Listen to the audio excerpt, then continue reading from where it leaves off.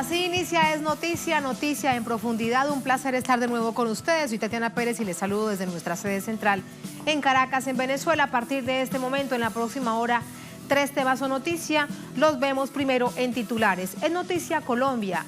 El escándalo de corrupción de Odebrecht, que incluye al poder político de la nación, cesa por un momento. La atención se centra en un video del ex candidato a la presidencia, Gustavo Petro, recibiendo dinero. El también exalcalde de Bogotá se defiende y sus enemigos históricos hacen fiesta. Tenemos el análisis. Segundo tema que es noticia, Perú, la huelga nacional de médicos completa 48 horas en protesta por una larga lista de necesidades.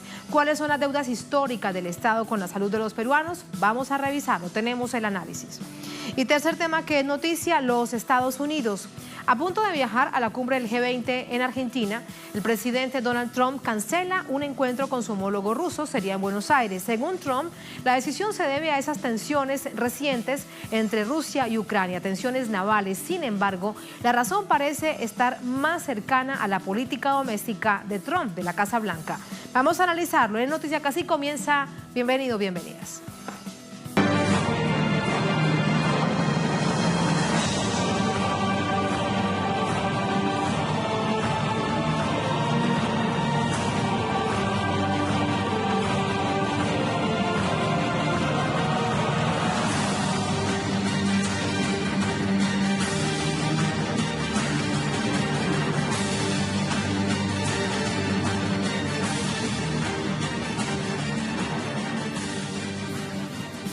En Noticia Colombia, el senador ex candidato a la presidencia, Gustavo Petro, está envuelto en un escándalo tras la divulgación de un video en el que aparece recibiendo y contando fajos de billetes. El episodio sigue sin esclarecerse, sin aclararse y con versiones encontradas, mientras que la Fiscalía remitió a la Corte Suprema de Justicia la investigación contra el líder de la Colombia Humana. La Corte Suprema será la responsable de investigar a Gustavo Petro por tratarse de un senador.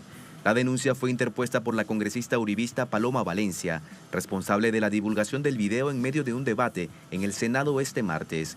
Valencia no explicó cómo obtuvo el video, ni mencionó si conocía el monto de dinero que habría recibido el ex candidato.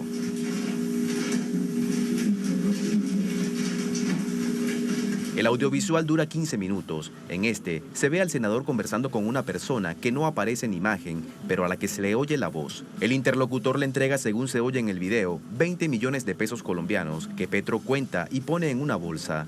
El video ha generado una gran polémica alrededor de las razones por las que el senador recibió la suma en efectivo. Petro se defendió a través de una serie de mensajes en Twitter. El senador explicó que el dinero correspondía a un préstamo de 20 millones de pesos que le hizo el reconocido arquitecto Simón Vélez en el año 2005. Según Petro, el préstamo fue en efectivo porque Vélez aborrece el sistema financiero, tal y como el arquitecto lo ha dicho públicamente. Además, Petro confirma que la persona que aparece en el video es Juan Carlos Montes, su amigo personal y quien fue el mediador entre él y Vélez. Además, el senador aseguró que el apartamento donde se grabó el video, sin su autorización, es propiedad de Montes, pero él vivía en arriendo allí. Petro asegura que los intereses políticos eran lograr la unidad de la izquierda en el Congreso y encabezar como candidato la lista del Polo Patriótico al Senado. Horas más tarde, Petro respondió a un escueto comunicado divulgado por Vélez, en el que niega haber realizado el préstamo. Petro también se encargó de desmentir a los medios la supuesta vinculación del préstamo con el gobierno venezolano, una de las acusaciones impulsadas por la extrema derecha colombiana. Trata de insinuar que son recursos de Venezuela. Nada tiene que ver la persona que entrega esos recursos, Simón Vélez, con Venezuela. La polémica que involucra al ex candidato presidencial llega justo en momentos en el que crece el escándalo por la presunta vinculación del fiscal general de la Nación, Néstor Humberto Martínez, en el caso Odebrecht. La revelación de varios audios del fallecido ingeniero Jorge Enrique Pizano, testigo clave de la investigación, ubican a Martínez como ficha de un entramado de corrupción que supera los 3 millones de dólares. Una buena oportunidad para desviar la atención. Y muchas más cosas en medio de este escenario político tan candente se han registrado en las últimas horas. De esto conversamos con nuestra corresponsal en Bogotá, Tatiana Portela. Tatiana, muy buenas noches. ¿Qué es lo último? Porque han hablado distintos sectores, quienes son enemigos históricos del ex candidato a la presidencia, actual senador, hablan también el arquitecto, etcétera, etcétera. Así que te pido lo último a esta hora. Un saludo para usted, Tatiana, y para los televidentes. Pues mire, el mismo arquitecto Simón Vélez en un comunicado dio a conocer lo que usted ya mencionaba, y es que nunca le dio dinero a Gustavo Petro. Sin embargo, hay que decir que esta versión se contradice por un artículo que fue publicado en el año 2016 por el periodista Lorenzo Morales, quien lo publicó en Gato Pardo. Lo que se dice ahí es que efectivamente este arquitecto le había patrocinado varias campañas políticas, no solamente a Gustavo Petro, sino a Germán Vargas Lleras, lo que por supuesto pone en contradicho lo que salió en este comunicado de prensa en varios medios de comunicación. Pero eso tenemos que agregarle una cosa, y es que el mismo Julián Martínez, un reconocido periodista de aquí de Colombia, quien también, hay que recordarlo, escribió el libro Chuzadas, en donde evidencia cómo el DAS venía chuzando a varias personas, periodistas, opositores, defensores de derechos humanos y abogados que estaban en oposición del gobierno de Álvaro Uribe Vélez. Lo que ha escrito en su cuenta de Twitter es que en efecto sí existe documentación que compruebe un espionaje ilegal contra Simón Vélez por parte del DAS cuando Gustavo Petro lo iba a visitar a su casa, y que existe además toda una bitácora del DAS en donde se relaciona cómo le hacían seguimientos e interceptaciones a esas comunicaciones que tenían por teléfono y cuando se veían en la casa de este arquitecto. Asimismo, hay que decirlo que el hoy senador Gustavo Petro ha dicho que haber llevado ese debate de control político al fiscal Néstor Humberto Martínez, pues le ha jugado un costo político y que lo va a asumir. Y finalmente lo que hay que decir es que hoy en los medios de comunicación nada se dice sobre Odebrecht y el aparente conocimiento del en ese momento abogado que hacía parte del Grupo Aval y hoy fiscal Néstor Humberto Martínez sobre los actos de corrupción. Y hoy solamente los medios de comunicación están propagando este video sin que hasta el momento se demuestre una acción ilícita. Y finalmente hay que decir, Tatiana, que hace pocos minutos la Corte Suprema de Justicia ha ratificado y le ha pedido al presidente Iván Duque que convoque una terna de manera inmediata para poder elegir un fiscal ad hoc por los impedimentos que ya se conocieron en los últimos días sobre el fiscal Néstor Humberto Martínez. Ahora será un reto del presidente Iván Duque para presentar esta terna antes del 6 de diciembre. De lo contrario, no habría fiscal ad hoc que investigue los actos de corrupción y las cabezas mayores que estuvieron involucradas con los casos Odebrecht en Colombia, Tatiana. Ahí está entonces la vinculación directa con el fiscal general, porque si es el que investiga, él a sí mismo no puede investigarse. Eso es realmente una contradicción. Ahora bien, me queda algo por preguntarte.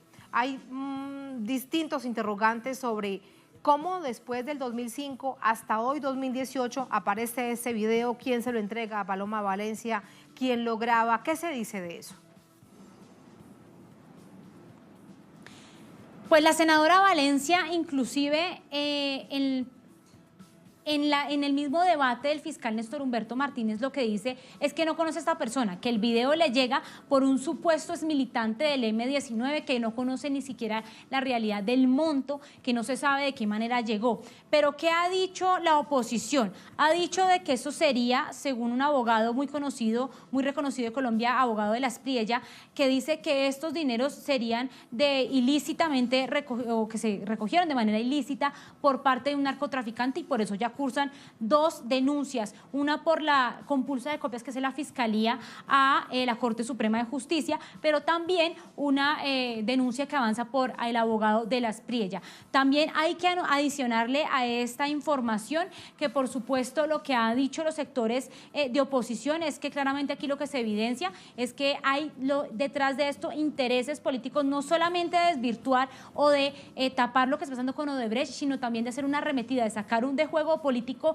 a este senador Gustavo Petro, porque recordemos que el otro año ya empiezan las elecciones departamentales y regionales en todo el país, y lo que dicen es que como el senador, hoy senador Gustavo Petro en su momento es candidato presidencial, obtuvo más de 8 millones o cerca de 8 millones de votos, pues lo que tiene esta extrema derecha es miedo de que se puedan empezar a gestar actores políticos en regiones y en los departamentos del país, Tatiana. Ahí está, distintos hechos de fondo. Gracias, Tatiana. Muy buenas noches. Vamos con el análisis. Para ello nos acompaña el doctor Jaime Caicedo Turriago, antropólogo, investigador, profesor y político, integrante del Frente Amplio por la Paz, también con nosotros desde Bogotá. Doctor Caicedo, buenas noches, ¿cómo está? Muy buenas noches, Tatiana. Con muchísimo gusto, sí. Muchísimas gracias a usted por acompañarnos, doctor Caicedo. Hay aún muchas preguntas sin responder. Se conocerá realmente qué es lo que hay de fondo, pero en este momento, particularmente en la coyuntura, el ex candidato Gustavo Petro enviaba más de 12, 13 tweets explicando qué más debe decirle con respecto a este caso a la opinión pública nacional. Bueno, estamos ante un caso de utilización de imágenes. Entiendo yo que en algún momento lo que presentaron en el Congreso fue algo sin audio, buscando un efecto tipo mafias, entregando dineros o recibiendo dineros en efectivo, etcétera, que es parte de la campaña que la extrema derecha y el uribismo y el paramilitarismo enfocan contra los dirigentes de la izquierda colombiana, en este caso del ex candidato Petro, contra quien también hay varios otras demandas e incluso la negativa de otorgarle personalidad jurídica por parte del Consejo Nacional Electoral a su movimiento como tal. O sea, estamos ante una campaña de lo que llaman la guerra jurídica y de la guerra mediática destinada pues a crear un golpe de opinión en contra de esta persona. Por lo tanto, claro, hay cosas que no son evidentes, que seguramente tendrán que buscar explicaciones que sean suficientemente convincentes para entender realmente de qué se trata, pero estamos ante una manipulación de imágenes, de textos, de videos, etcétera, utilizados con sentido profundamente negativo en dirección a un dirigente político de significación en Colombia. Con respecto a esto que usted dice, un golpe ante la opinión pública, hasta el momento lo han logrado. ¿Qué opina usted? Porque esos son los principales titulares de hoy en Colombia. Sin duda alguna, y claro, el fondo de esto es desviar la opinión y tender una cortina de humo frente al tema Odebrecht y frente al caso del fiscal y del grupo Sarmiento Angulo y de toda la corrupción. En el caso de Odebrecht, Tatiana, está involucrada toda la oligarquía colombiana de los distintos partidos y movimientos, desde el uribismo, pasando por el expresidente Santos, pasando por el expresidente César Gaviria, es decir, todo un entramado de la oligarquía que hoy, de alguna manera, en buena medida, está nucleada en torno al gobierno del señor Duque en particular, enredada con el tema Odebrecht. Y en el caso del fiscal, que se niega a renunciar, desde luego es realmente algo ya que sobrepasa los límites de cómo alguien tan sujeto a una situación de entredicho puede continuar obsesivamente pegado de un cargo que se ve que está cumpliendo en función de intereses absolutamente oscuros y completamente contrarios, digamos, a la aceptación y al sentido común. Yo creo que estamos justamente en una especie de choque de trenes que intenta ser opacado, ser ocultado, y que en el fondo esto es la gestación de una crisis política muy profunda y muy temprana del gobierno de Duque y del régimen político neo-uribista que se ha pretendido implantar en Colombia. Solo 100 días de gobierno y ya hay historia por contar, 100 días de gobierno del presidente Duque. ¿Qué cree usted, doctor Caicedo, en términos del efecto de la investigación que pueda tener la decisión de la Corte Suprema? Porque le dice a las autoridades que debe enviar una terna para escoger el fiscal ad hoc. Sin embargo, cuando se hablan de las ternas, y se conoce muy bien en Colombia eso cómo funciona, detrás de ello hay la política, aparecen también las preguntas. ¿Qué tanta idoneidad y transparencia podrá tener en la investigación? Desde luego, todo esto está sujeto pues a que se defina. El señor fiscal no puede autoinvestigarse, está siendo juez y parte en este momento con relación al tema de Odebrecht y desde luego tiene que procesarse por parte de la Corte Suprema realmente pues la definición de la creación de una fiscalía específica ad hoc para poder juzgar, para poder hacer un seguimiento, para poder hacer una mínima investigación, con unos mínimos de credibilidad y de independencia frente al aparato que representa la dupla Martínez Neira y Sarmiento Angulo. O sea, el poder de la Fiscalía aliado del gran poder financiero que es el que está detrás de todos los ilícitos que tienen que ver con este caso específico de Odebrecht.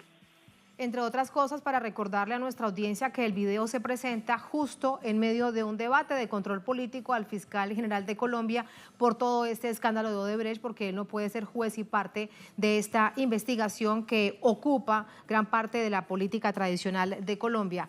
Y en ese mismo escenario estaba el ex candidato a la presidencia, Gustavo Petro, actual senador. Para la Colombia humana, ¿qué significará este momento que sin duda es difícil para la vida política, no solamente del movimiento, sino del ex candidato a la presidencia, con miras a avanzar? Y si bien recordamos el plan cuando se pierden las elecciones en la segunda vuelta para los próximos años.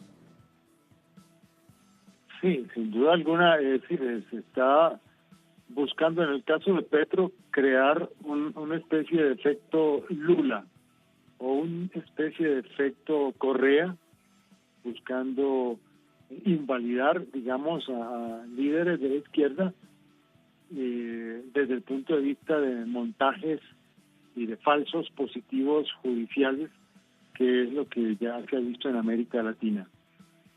Y desde el punto de vista del fiscal y del caso de Odebrecht, pues naturalmente irle dando una especie de entierro por detrás de escena, desapareciendo totalmente, digamos, lo que implica de una manera más directa y pone en evidencia los vínculos del gran capital transnacional, en el caso de Odebrecht, con el gran sector financiero y con las fuerzas políticas, digamos, alrededor, sobre todo de los candidatos presidenciales.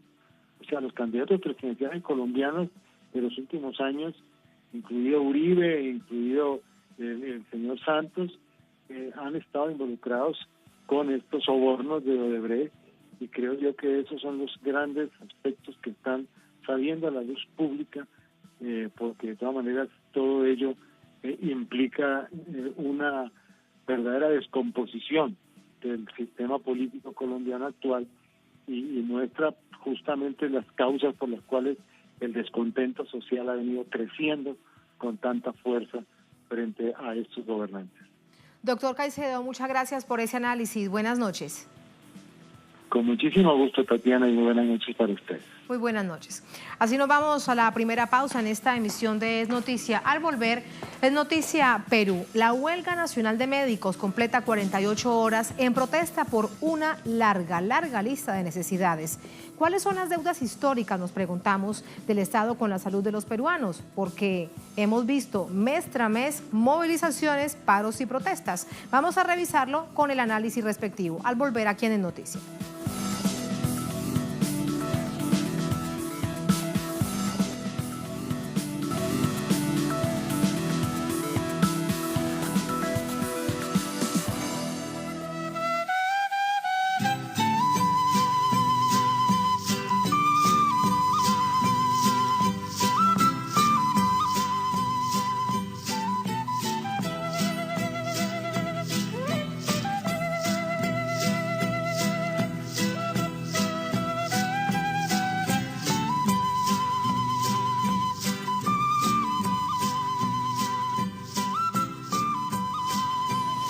En Noticia Perú, el paro nacional de médicos este martes suma 48 horas con una larga lista de necesidades y con promesas incumplidas por varios gobiernos, entre ellos el actual, el de Martín Vizcarra.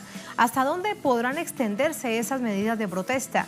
¿Cómo se ve afectada la población frente a la deficiencia del sector? Detalles en el siguiente informe. Más de 24.000 médicos se unieron este jueves a una gran marcha médica nacional.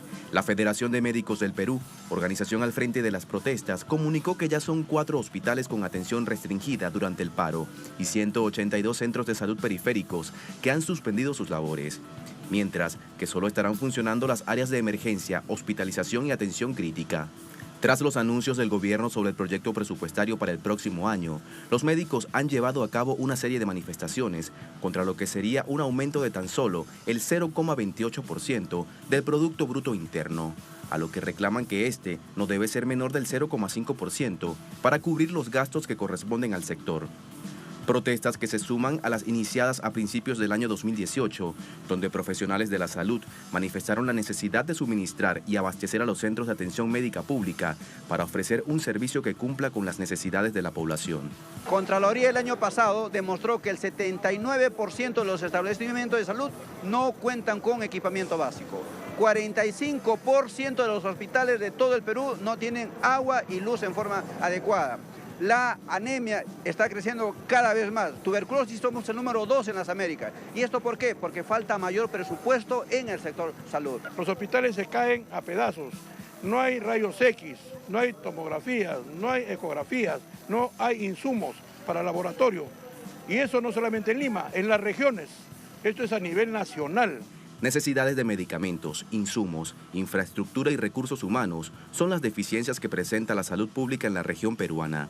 Información suministrada por la Contraloría del país. El gobierno, por su parte, no ha cumplido con la promesa hecha por el antiguo presidente Pedro Pablo Kuczynski de realizar el aumento presupuestario para el Ministerio de Salud. Todos los años los presidentes ofrecen un incremento y hasta el momento no se da. Con una población que excede los 32 millones de habitantes, son tan solo 5.000 enfermeras registradas en toda la región para atender al menos a 80 pacientes diarios. Una situación que ha llevado a los médicos a tomar medidas de presión que ocasionan una falta de atención a unos 10.000 pacientes que han sido desatendidos en estos 2 días de paro. Mientras tanto, el Congreso de la República tiene plazo hasta el 30 de noviembre para aprobar el proyecto presupuestario 2019 propuesto por el gobierno de Martín Vizcarra. Sumamos más información a esta hora con nuestra corresponsal en Lima, la capital de Perú, Verónica Insausti. Verónica, el contexto histórico en el que se da esta movilización es muy importante mirar hacia atrás. Buenas noches. Hola Tatiana, buenas noches. Así es, el sector salud en nuestro país está atravesando la peor de sus crisis. Esto no viene de ahora, de hace unos años, esto ya viene desde hace 3 décadas, desde que se instaló el sistema neoliberal en nuestro país en la época de Alberto Fujimori hasta la fecha. Poco a poco se ha ido privatizando la salud. Ahora con este sistema de las famosas APP, las asociaciones público-privadas, todo se ha tercerizado hacia sectores privados. Entonces resulta que el Estado se ha desentendido de la salud de los peruanos y solamente destina el 2,1% del PBI para este sector en el presupuesto del 2018. ¿Qué están esperando los doctores? Que por lo menos se aumenten 0,4%, es decir, que el 2019 lleguen a 2,5%. Y esto en realidad no es nada si lo comparamos con otros países de la región que en promedio destinan entre 5 y 6% de su PBI para la salud en sus países. Acá, con 2,1%, estamos primeros en desnutrición, primeros en anemia, primeros en tuberculosis y bueno, es lamentable realmente esta situación, como lo conversábamos con los doctores ahora en la mañana, quienes iban marchando hacia el Congreso con la esperanza de que por lo menos les aumenten en 0,4% este presupuesto. Pero esto no va a cambiar, hay necesidad de un cambio estructural dentro de este pedido de nueva constitución, también un pedido mayoritario de la población. Ayer asistimos, acompañamos a una gran marcha que se dio acá en Lima y en provincias por un nuevo cambio de constitución. Se pide eso, se pide una reforma estructural en salud, una salud universal, acceso universal a la salud, entre otros puntos importantes. Todos los gobernantes en sus campañas electorales prometen esto, pero llegan al gobierno y lo único que hacen es seguir privatizando el sistema de salud. A la fecha, pues, como les digo, los hospitales El 79% de los hospitales, esto es cifra oficial, Tatiana, según un reporte de la Contraloría General de la República, el 79% de los hospitales se encuentran en una mala situación, no tienen una buena infraestructura para la atención. Esto realmente es crítico y esperamos que en este presupuesto del 2019 o en adelante se pueda ir mejorando esta situación. Bueno, según dicen los médicos, si esto no se da, por lo menos si no hay un aumento del 0.4%, ellos van a insistir en sus medidas de lucha y el paro de 48 horas pues se va a extender hasta que vean un cambio real y de parte del gobierno pues hay algún tipo de solución a toda esta problemática estructural del sistema de salud. Tatiana. Con mantenimiento de fuerza. Gracias, Verónica. Vamos de inmediato con el análisis. Para ello nos acompaña Anaí Durant. Ella es socióloga, profesora de la Universidad Nacional Mayor de San Marcos, también con nosotros desde Lima. Anaí, ¿cómo está? Buenas noches. Buenas noches, ¿cómo están?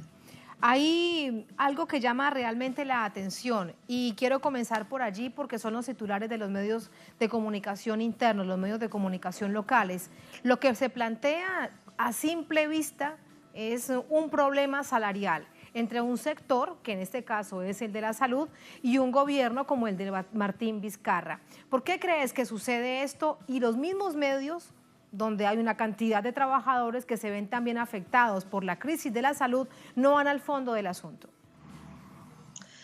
Bueno, este año ha sido un año particularmente intenso políticamente, con una crisis signada por el tema Lavajato, en el cual, digamos, no ha estado en el centro de la atención la situación laboral del sector público, la situación de la salud o de la educación, y tampoco el tema de los presupuestos que está destinando el Estado a estos sectores, ¿no?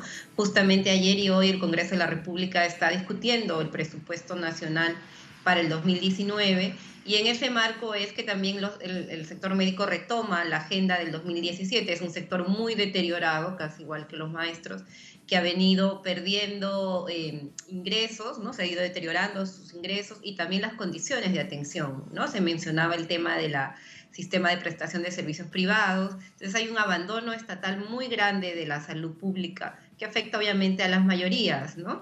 Entonces, en medio de este ruido político que se ha generado este año, que ha venido asignado por la crisis de corrupción, estos temas no han tenido la relevancia ni en los medios de comunicación y creo que tampoco la suficiente en la ciudadanía, ¿no? Pero obviamente no es de extrañar esta huelga que ya se venía anunciando, que retoma una agenda del año pasado, y que demuestra efectivamente el deterioro de la profesión médica por un lado y la catástrofe de la salud pública por otro, ¿no?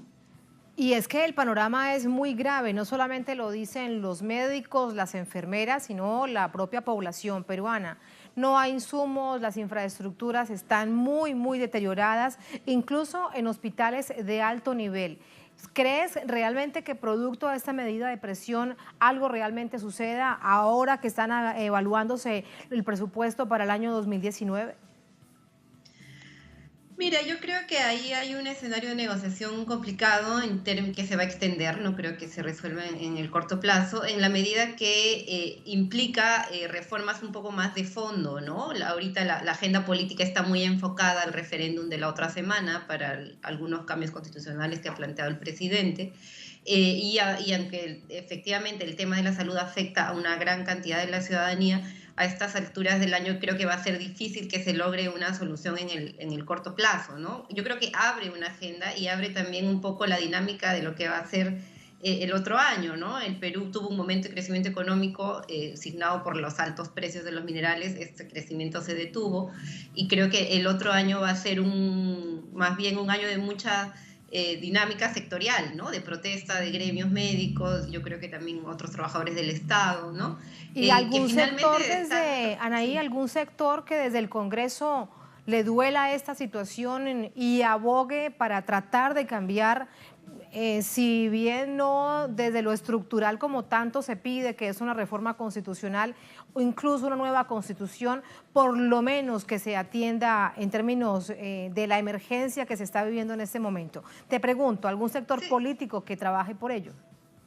Sí, bueno, claro, en el Congreso están las bancadas de izquierda, digamos, ¿no? Tanto el Frente Amplio como el Nuevo Perú se han solidarizado con la huelga, han manifestado también esta necesidad de atender la salud, pero tengamos en cuenta que este es un Congreso absolutamente dominado por el fujimorismo, ¿no? Por las fuerzas más bien neoliberales, comparten más allá de sus diferencias políticas una misma apuesta de modelo económico y de modelo de relacionamiento también con los derechos sociales, ¿no? Entonces es una línea más bien privatizadora y de descargar al Estado de responsabilidad frente a la salud, ¿no? Y por eso también se oponen a cualquier cambio constitucional que tenga que ver con una mayor intervención estatal, ¿no? O sea, no olvidemos que la Constitución que todavía tenemos es del 93, o sea, producto de un régimen como fue el fujimorismo, ¿no? Que ahora se ha ido desmoronando, además con sus principales líderes en la cárcel, ¿no? Entonces creo que hay ahí una demanda que está expresando no solo un tema sectorial salarial, sino también un descontento grande por cómo se están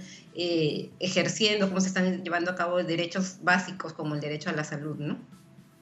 Es evidente cómo, te lo pregunto pensando en otros modelos de la salud que han llevado a un sistema mercantil y privatizador como en Chile o en Colombia. Es evidente también es ese proceso, ese traslado de responsabilidad de lo público a lo privado en Perú.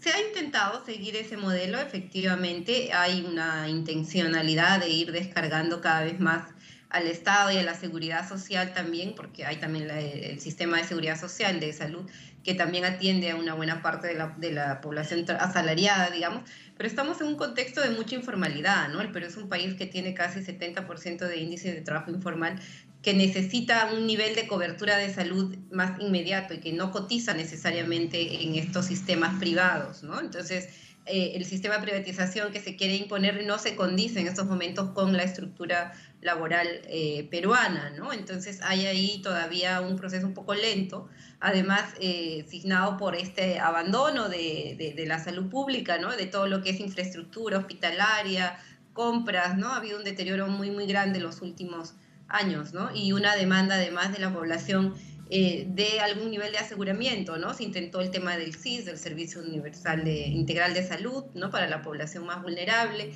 pero digamos que ninguna de las fórmulas todavía ha tenido la suficiente atención ni suficientemente compromiso del Estado, ¿no? Mientras tanto, las promesas que se quedan justo en promesas de campaña. Muchas gracias, Anaí, por ese análisis. Buenas noches. Gracias a ustedes, buenas noches. Muy buenas noches. Y miren ustedes, es la información que llevamos aquí en nuestra mesa, en nuestra multiplataforma. Médicos peruanos cumplen paro nacional por 48 horas. Es una síntesis de la situación que ya referenciamos en el informe con Verónica, con nuestra invitada, con nuestra analista invitada. Aquí hay varios hechos para destacar y sobre ellos estar muy atentos. Porque dicen esto, los médicos agremiados en la Federación Médica de Perú iniciaban este paro el miércoles para exigir el incremento salarial y atención del gobierno a otras demandas, a una larga lista, como le decíamos. Exigen un mejor presupuesto para el ministerio que rige el sector. A pesar del descontento colectivo y el llamado a una paralización sistemática de la salud, los pacientes que requieren atención especial, como en el caso de personas en cuidados intensivos, continuarán en observación médica. Aquí una alerta. Se insiste en que los centros de salud se hallan en un estado deplorable y no cuentan con una infraestructura adecuada ni insumos para brindar calidad de servicio. El presidente de la Federación, Danilo Salazar, aseguró que el paro también tiene como objetivo alertar, visibilizar al gobierno sobre el incremento de anemia y tuberculosis en la población más vulnerable. Así están las cosas en un asunto tan delicado como la salud peruana. Y así nos vamos a la segunda última pausa en esta emisión de Es Noticia. Al volver, Es Noticia los Estados Unidos. A punto de viajar a la cumbre del G20 en Argentina, el presidente Donald Trump cancela su encuentro con su homólogo ruso que se daría en Buenos Aires. Según Trump, la decisión se debe a las tensiones por este nivel de confrontación naval todavía en términos de retórica entre Rusia y Ucrania. Sin embargo, la razón parece más cercana, hay que buscarla en la política doméstica del presidente de los Estados Unidos. ¿A qué nos referimos? Se los contamos al volver en Es Noticia.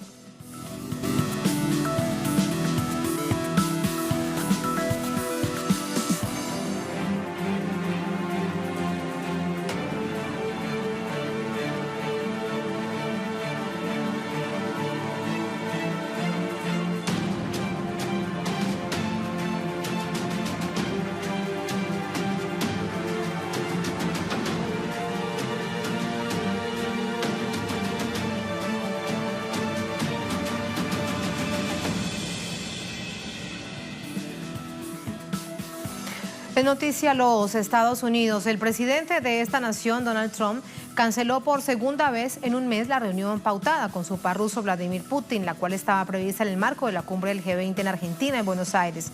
¿Cuál es la razón que está detrás de la decisión del jefe de la Casa Blanca? Revisamos algunos detalles aquí en este siguiente informe. El encuentro que se realizará en Buenos Aires este viernes y sábado ya no será el escenario en el cual los mandatarios Trump y Putin se reúnan. El inquilino de la Casa Blanca decidió suspender el encuentro bilateral, supuestamente por la tensión existente entre Rusia y Ucrania, luego del incidente ocurrido en el estrecho de Kerch. En su cuenta Twitter escribió: debido a que los buques y los marineros no han sido devueltos a Ucrania desde Rusia, he decidido que lo mejor para todas las partes interesadas es cancelar la reunión que ya habíamos programado en Argentina con el presidente Vladimir Putin. Deseo que se dé una cumbre significativa tan pronto esta situación sea resuelta. A pesar de la excusa de Trump por suspender la reunión que ya había sido pautada con su homólogo ruso, otra tesis comienza a cobrar fuerza, el denominado caso Russia Gate. Previo al anuncio de Trump, Michael Cohen, su ex abogado, se declaró culpable en una corte de Nueva York de mentir ante el Congreso estadounidense en 2017. Cohen había declarado que durante 5 meses había trabajado para construir un modelo de la Torre Trump en Moscú, lapso de tiempo en el cual el magnate presidente estaba en plena campaña presidencial, una coartada que habría sido utilizada por Trump y su abogado para desmentir la supuesta influencia de Moscú en la pasada campaña presidencial de Estados Unidos. El ex representante legal personal de Trump explicó que mintió en el Parlamento por lealtad a Trump. Momento después, el magnate presidente se defendió, le salió al paso a la confesión de Cohen y lo acusó de ser débil y mentir para reducir su condena. El abogado Michael Cohen se dio a conocer luego de hacerse público que habría sido él quien supuestamente le pagó a la actriz pornográfica Stormy Daniels para que callara sobre su presunto encuentro sexual con el magnate días antes de las elecciones presidenciales. La suspensión de la reunión pautada con Vladimir Putin en el marco del G20 es la segunda en lo que va de mes.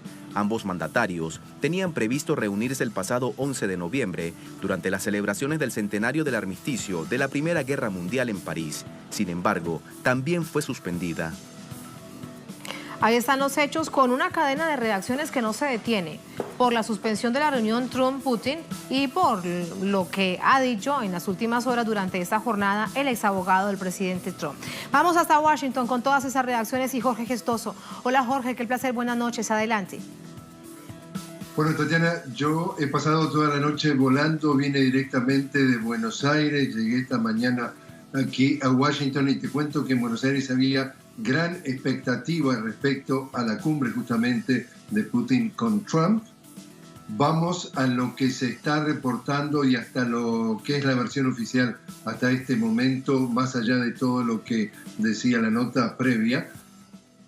El tema de la mentira de Cohen estaría en el hecho de que hubo contactos de la empresa de Donald Trump con rusos para la construcción de una torre Trump, una Trump Tower en Moscú. Y esos contactos, según Cohen, habían terminado en el mes de enero cuando la campaña presidencial se estaba calentando. En realidad, lo que siguieron fueron contactos hasta el mes de junio, ya bien entrada la campaña presidencial y ya habiendo pasado lo que fueron las elecciones primarias dentro del Partido Republicano.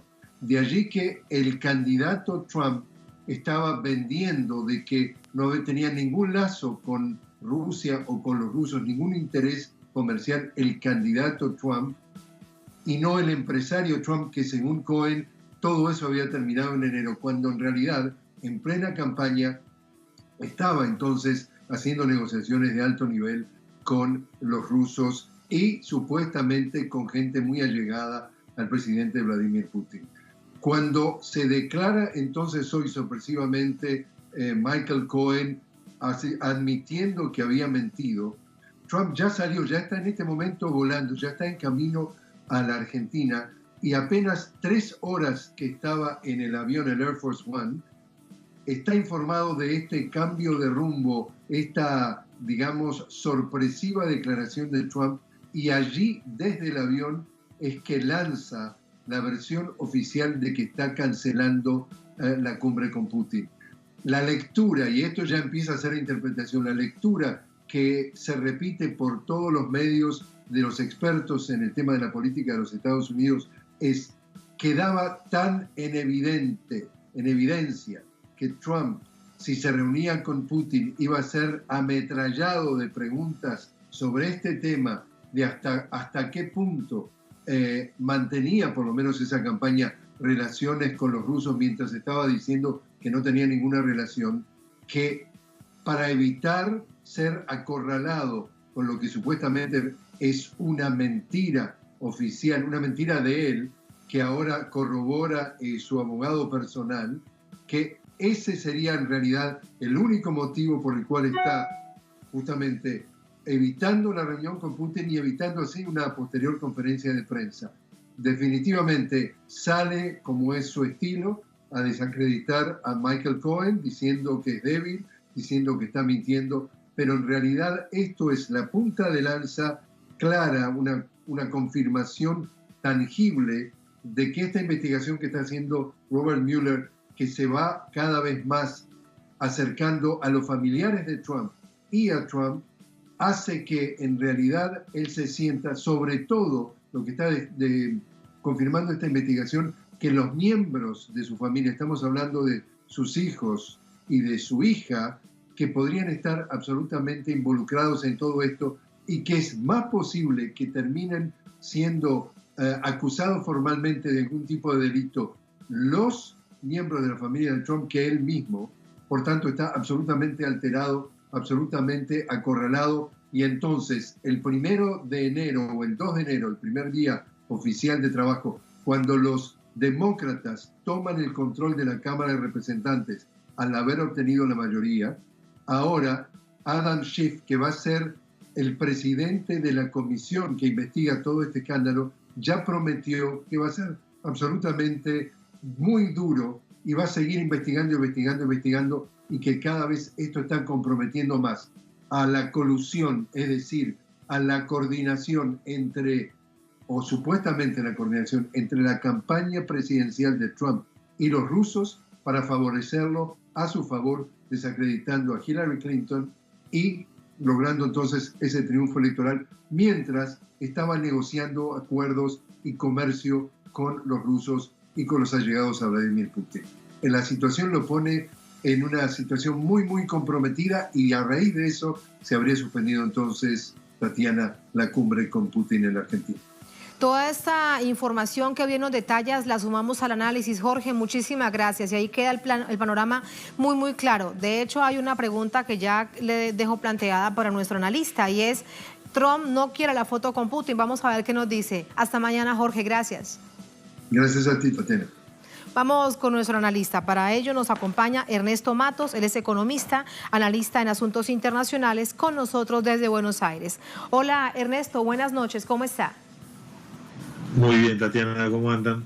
Muchas gracias. ¿Trump definitivamente no quiere tomarse una foto en un encuentro bilateral con Putin? Bueno, pareciera que las tensiones en el espacio de Ucrania empiezan a emerger luego de estar, por lo menos en los medios informativos, en silencio. La avanzada de la OTAN y la supuesta disputa entre si la OTAN continúa o no en la zona europea y de influencia en la frontera rusa, ha puesto obviamente a muchos países a debatir esto justamente, y por eso Alemania pide cautela, pide que no se avance en una escalada militar, porque justamente lo que se está discutiendo hoy en el mundo, digamos, o por lo menos tiene que definir Trump, es justamente si van a retirar estas bases o si se va a cortar el financiamiento, y el que va a emerger ahí como principal policía regional sería la Unión Europea. Por eso ellos ya están planteando lo que se conoce como el Europa First, y que apunta un poco dentro de ese planeamiento económico y político a un apartado en defensa que tiene que ver con la reconstrucción de la defensa de Europa. Así que esto aparece en este medio de la tensión, y obviamente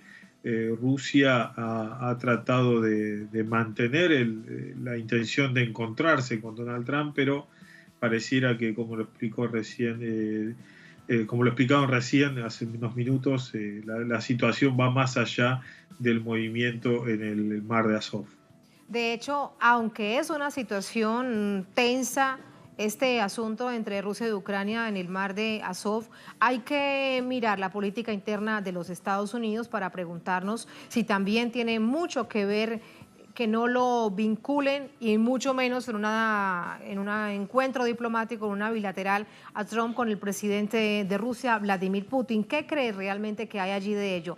La verdad es que hoy hay convulsión política y mediática en Estados Unidos con las declaraciones sorpresivas de su ex abogado.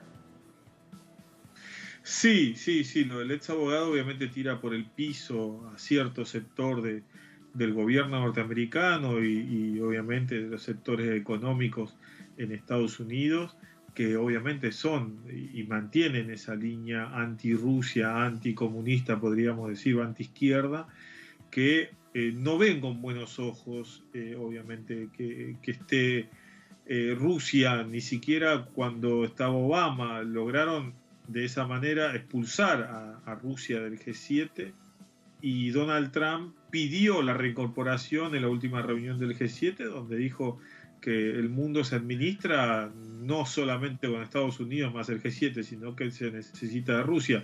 Lo que pasa es que esto pareciera más la expresión de cierto sector interno de Estados Unidos que todavía mantiene o cree que está en una etapa de Guerra Fría, cosa que se ve expresada más que nada no por dos países que se enfrenten, sino por países más socios. Por eso ese sector ve con peligro, digamos, esta alianza entre Rusia, China y la reciente incorporación al espacio de Shanghái de Irán, digamos, ¿no? Entonces pareciera que la Guerra Fría empieza a tomar otra forma y no parece ser la amenaza comunista justamente lo que están viendo estos sectores en Estados Unidos. Claro, en todo caso parece que no aprendemos de la historia y me refiero al mundo porque al final de cuentas todos nos vemos afectados, tal como sucedió en tiempos de la Guerra Fría. Gracias, Ernesto, por ese análisis. Muy buenas noches. Muy buenas noches, hasta luego. Muy buenas noches. Buenas noches también para todos ustedes. Así ponemos punto final a esta emisión de Noticias. Cerramos nuestra pantalla tradicional. Nos quedamos en redes sociales, @noticiatelesur, @TatianaTelesur. Durante esta jornada, otro hecho fue noticia. Se dio aquí en América Latina. Con eso los dejamos. Hasta mañana.